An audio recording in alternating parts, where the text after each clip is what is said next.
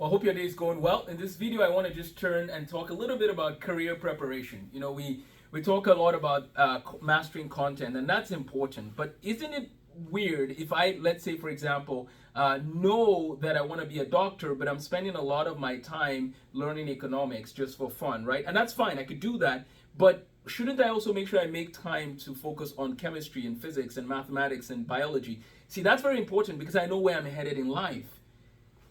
This is going to be a very interesting video in terms of one claim I want to make, which is that it is possible from elementary school to know for a fact what you want to do with your life, or to know for a fact what you don't want to do with your life, right? There's certain things that don't just change as you get older. Now, you should be open. You should have a growth mindset. I get all that.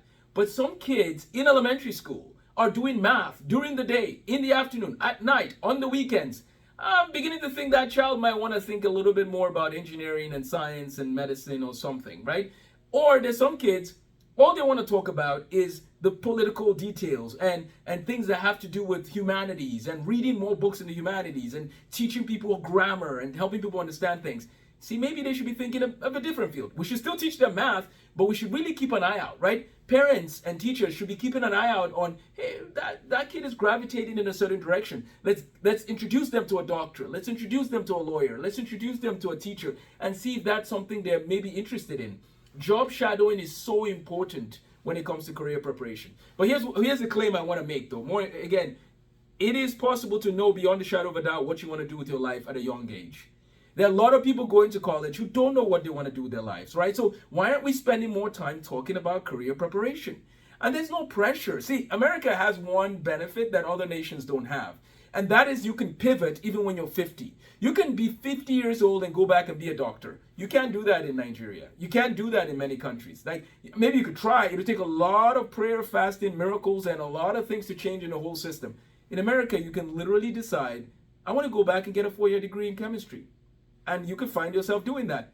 You can't do that in many countries of the world. So there are many opportunities in America, so we shouldn't be afraid to give children a chance to explore. And if they try something and realize this doesn't work, well, we saw they had the skills, we saw they had the toolkit, and we encouraged them to go in that direction. They job shadowed and they still had an interest in that. That's why we encouraged them to go study physics, for example. Now they have a degree in physics and they're like, you know what, I've worked for 2 years and I want to pivot. That's okay, right?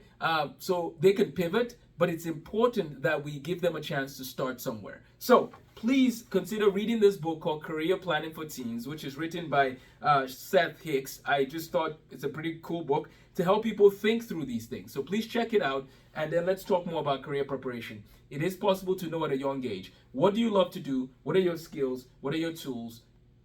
Make a list of those, and then in the next video we'll dive and go further into getting ready for the career that will be a good fit for us. And we can change that later, but why don't you just have a plan? And so one of the reasons we don't give as much homework at LifeSTEM is we want you to go home, spend time with your families, spend time talking to people about their jobs and what they do, spend time job shadowing, spend time learning to be a good worker in whatever field you're in if you're in high school, and then you'll do well. So we're going to do more of a deep dive into this book. I just wanted to tell you, it is possible to know beyond the shadow of a doubt the direction you should be going, and I have that from personal experience. I always loved math and trying to write math to help people understand math. So I know where I was headed, even from a very young age. And you can too. And if you're in high school, really increase and focus on what am I seeking to do with my life?